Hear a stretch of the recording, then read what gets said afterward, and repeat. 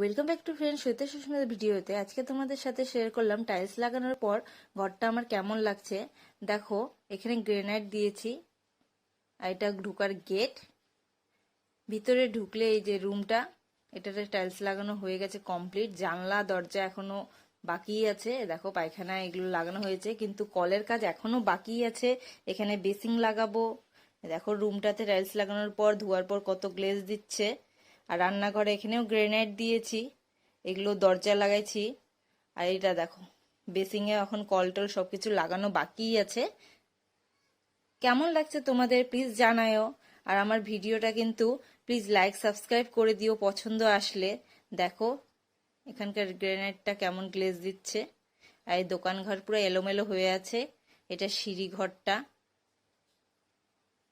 Please like subscribe my channel.